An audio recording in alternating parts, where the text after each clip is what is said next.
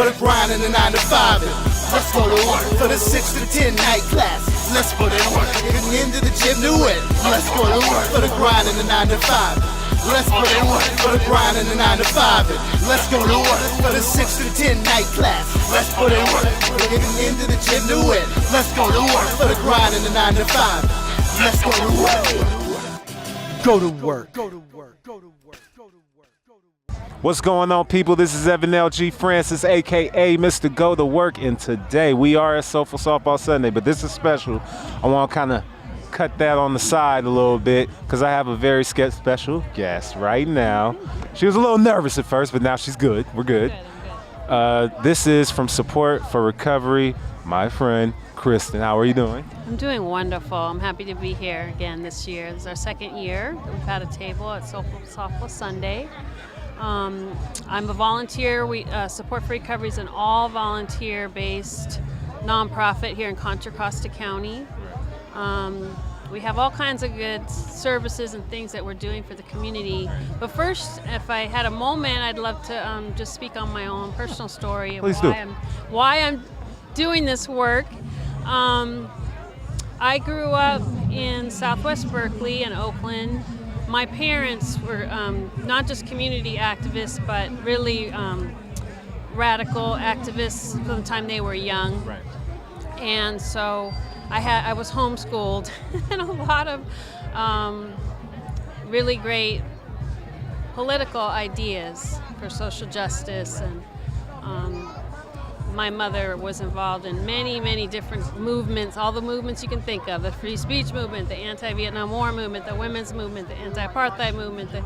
So, you know, I grew up with it. I grew up with this doing community-based work. Right. I would say I didn't really know what my own passionate work was going to be until I had a lot of personal experiences with addiction. Number one being that when my family finally had some money to buy a home, sadly because my aunt had died of alcohol poisoning and she worked for a union, and we got a little bit of money from the union from her death, and we bought a home in Southwest Berkeley about a year before crack was invented. And I was in 6th grade, I guess. So we just personally, witnessed just the train wreck disaster of crack coming straight through our neighborhood. And someone was murdered right outside our home. My mom really became a passionate community organizer at that time. So I lived through that experience. Then I married my high school sweetheart, and he was an addict, and I was with him for 4 years while he was in active addiction, alcoholism. And we had one baby together, a little girl. And he, at times during her childhood, was incarcerated. And so I had that path of being a mother, with trying to raise a child, protecting her and also guiding her with this experience of having her father have these issues. Then, even though I was very proactive and I knew my daughter could be at risk for addiction herself, and I did a lot of good things for her growing up, but still it happened. She became addicted to methamphetamine and heroin by the time she was 16. And we were living in West Berkeley at the time, so it was interesting because growing up, she was a performer. She went to Oakland School for the Arts, and she was very concerned with her appearance and being a little bit glamorous and everything. And she identifies as Latina, and as soon as she started using drugs, she became more of like a Berkeley Street kid, which was kind of interesting. She changed her appearance really fast, so that was one way I'm like, something's going on. But a lot of things happened, and she ran away many times, and I had Medi-Cal because I was self-employed, so I had to figure out how to get her help and treatment. And I got it. It wasn't easy at all. So by the time she turned 17, she was already at Thunder Road, which is a residential adolescent program in Oakland. And she really did well after that because I got her into a high school called Life Learning Academy, which is run by Delancey Street folks. And She did a lot of 12-step, and I don't know, she chose recovery for herself. I could just sort of open these doors up. So then I'm like, okay, we are a success story of our family. We dove into therapy together. We worked on our relationship. So I decided I really wanted to help other families. So that's how I got to be a recovery advocate. But see, that's a great story though, and it shows how passionate you are, because I feel like in order to kind of make something work, you have to have a passion for it. And in order to have a passion for it, it has to begin somewhere, right? So with addiction and things like that, a lot of people will say, oh, I have these problems and it seems impossible for me to kick them. It's impossible for me to get over it. The 12 steps or anything like that is too difficult. So many reasons why not. What do you tell people who have so many reasons why not and not enough reasons why? Okay, well, first off, we just have to acknowledge straight away that we have inequity in the whole system. So it's really hard. There's not a lot of funding for treatment and programs, so that's what I work on. But even within that little framework we have too much inequity, right? So a teen that my daughter didn't get locked up. Every day I'm aware of this, right? So I had her in hospital treatment. I had Kaiser, but she was in mental health. I had that assessment, by the way, before she started using. So I always tell parents to get assessments with their children. There's a lot of risk factors for addiction that we now know. Right. Trauma being number one. Name them all. Okay, I will. Please. History of addiction in the family. It's genetic. Traumatic childhood experiences. Okay. Any kind of mental health condition, whether it be anxiety, depression, or learning disability is also a risk factor. ADHD. All of these can also be related to the trauma. Don't forget, trauma does create situations where kids have trouble focusing and doing well in school. Right. So all of these things make you more at risk for when you try and experiment with the substance, because kids are going to experiment with substances. True, that's true. Now, let's say we take 10 teenagers experimenting. Only 1 out of the 10 is going to be triggered with a completely different reaction. And that reaction usually is, this is the best thing that's ever happened to me. I feel like I can actually do my life now. The other 9 are like, well, that was kind of fun, but I've got my sport I want to play next weekend. Right. Or, I'm getting back to my homework or my friends. It's not like this feeling that it's like this incredible, it may be pleasurable, but it isn't like, oh, I was suffering before and I felt awkward in the world and I was having trouble, and now this is helping me. This is making me be able to do my life. And it is maybe okay for a little while until it actually takes hold of your brain chemistry, so that it's taking over the part of your brain that's the reward system of your brain, basically hijacking it after a while, where you have to get that substance just to sort of feel at all normal. It's progressive, see what I'm saying?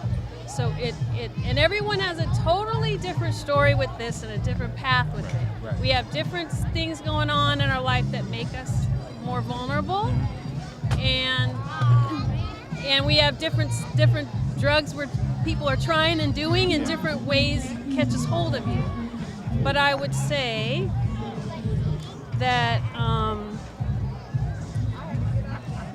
our brains don't develop till we're age 25. Okay? 90% of adult addicts say they started as teenagers. If we could intervene and give people, children and teens, the help they needed right when it started becoming a problem, they could have more successful adult lives. Because we really are, we got to really take care of our brain. Yeah.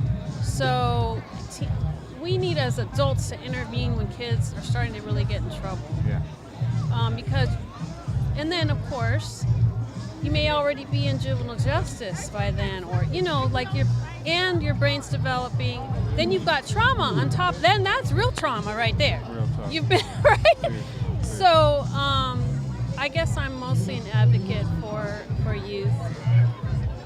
For the youth. Yeah. And that's the main thing too, and I think that's probably like the most vulnerable demographic when it comes to these types of things, right? Because there's so many things that teens and young people deal with on the daily, right? Because as adults we go through our stuff, right? But as a teen, like you said, our minds aren't fully developed. We don't know how to handle these things, right? So on that perspective, right, what do you think are some of the things, because we know what drives and what triggers it, what are some things that we can do to kind of help prevent that situation? Is it preventable at all? It is. I know because my daughter is 22 now. She finished a college program. She's working. She's 6 years, I guess she's been, clean and sober. And my daughter had really every risk factor. She had genetics on both sides of her family. She, was diagnosed with different mental health issues. So I know, I know any kid can make it if they got the help and support that they need. I really do believe that. So I think also it's kind of like popularized now too, right? A lot of the kind of like drug usage and things like that. It's kind of like a popularized thing in music and media now, right? Well, yeah. So do you think that's kind of like an encouraging thing?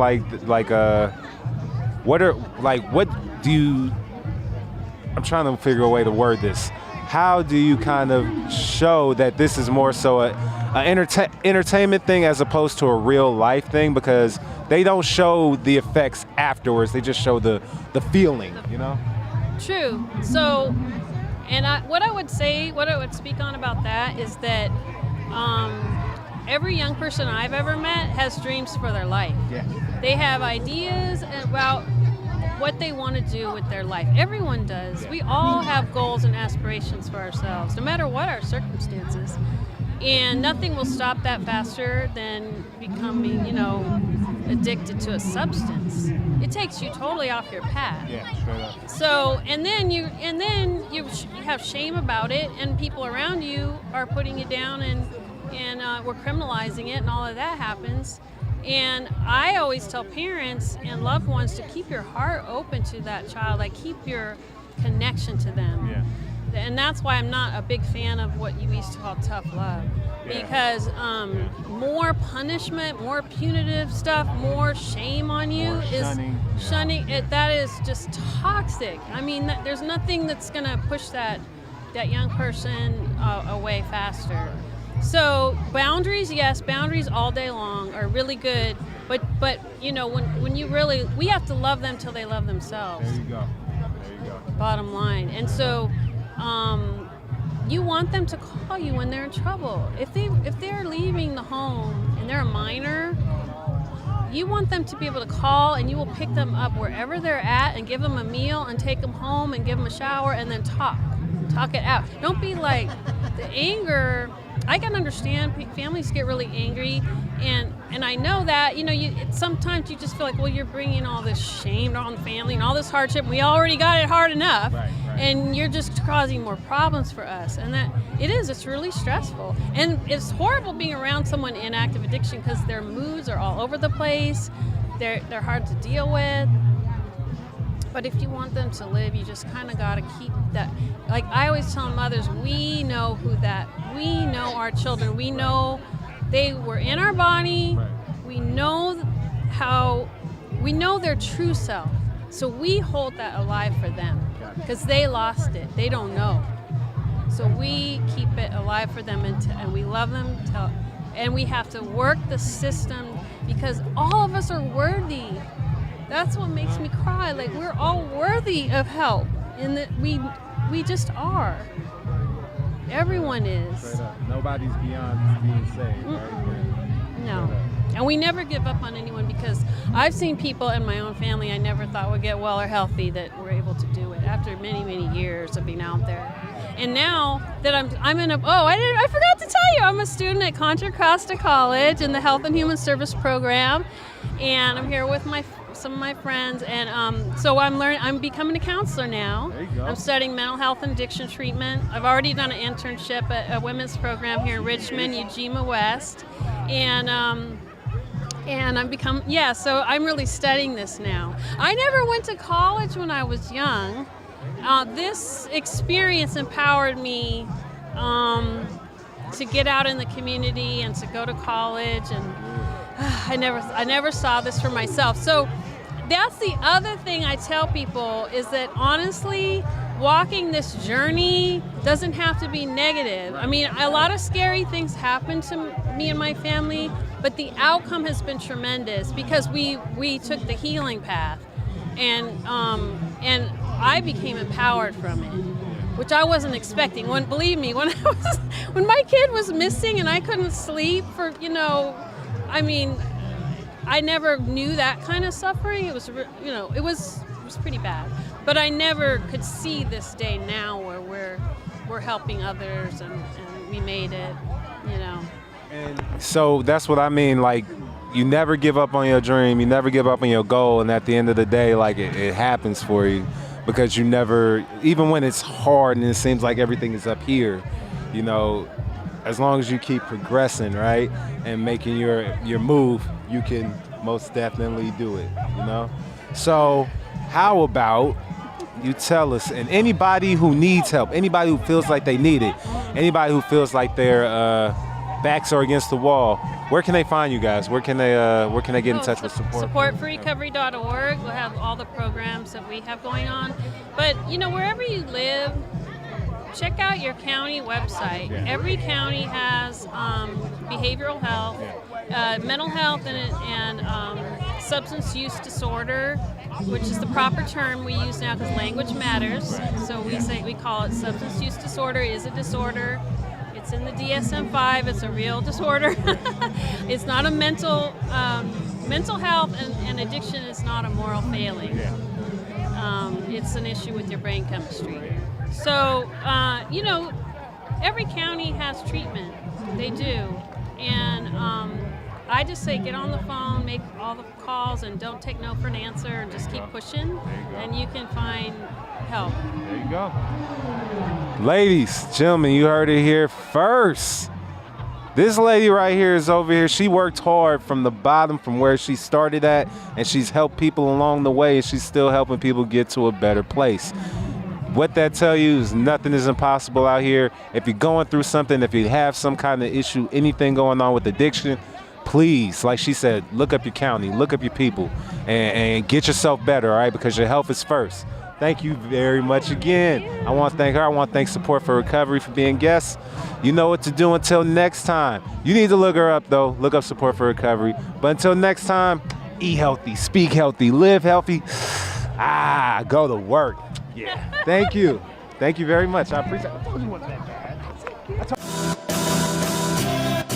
Go to work. Go to work. Go to work. Go to work.